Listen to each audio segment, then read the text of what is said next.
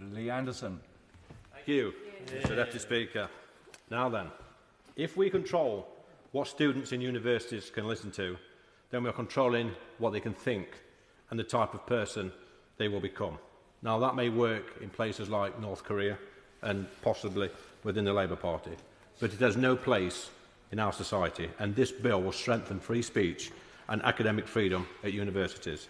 It's not the Labour Party's job or anyone else's to control who we listen to. Now, the Champagne Socialists, the Islington elite, the trade unions may agree with the Labour Party, but most of the country do not. We fought and won a war to protect our freedoms, and freedom of speech, in my mind, is the most important freedom we have. And let's not forget, universities are there to supply our great country with scientists, mathematicians, doctors, lawyers, school teachers, nurses, etc., not to provide us with state-sponsored political activists who only have one opinion or one goal in life. Our young people should be able to flourish at university and be open to all kinds of debate. Let them make their own mistakes, form their own opinions and ask their own questions. Do not dictate to them who they can and cannot listen to. By voting against this bill, Labour are saying that our university students are not capable of making their own minds up. It's a bit like the Brexit debate when they told my residents in Ashfield and Eastwood that they were thick, they were stupid, they were racist, they didn't know what they were voting for. Well, that ended well. That ended up with me being stood here tonight. We know that free speech is being shut down in universities in this country. Professor Joe Phoenix was due to give a talk at Essex University about placing transgender women in women's prisons. Students threatened to barricade the hall. They complained that Mrs Phoenix was a transphobe likely to engage in hate speech.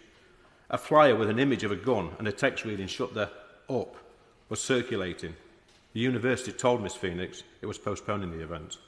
And what about the human rights lawyer, Rosa Friedman, a radical feminist law professor whose event was cancelled amid allegations of transphobia? She received a passive-aggressive email from a University of Reading student who called her views on gender politics problematic and warned her to choose her words carefully. Selina Todd, an Oxford University professor, had her invitation to a conference celebrating women withdrawn due to pressure from trans activists who threatened to disrupt the event. It's a real shame that we have to legislate to allow free speech, but the biggest shame is that the party opposite will vote against this bill and subsequently vote against free speech. Perhaps, Mr Deputy Speaker, they should all come off Twitter, throw their Guardian newspapers away, leave the tea room and get out there and speak to the millions of voters that they lost at the last election. Let's have some free speech on the doorstep, and maybe that lot opposite will finally realise they have nothing in common with the very people they expect to vote for them. Thank you, Mr Deputy Speaker. That's me done.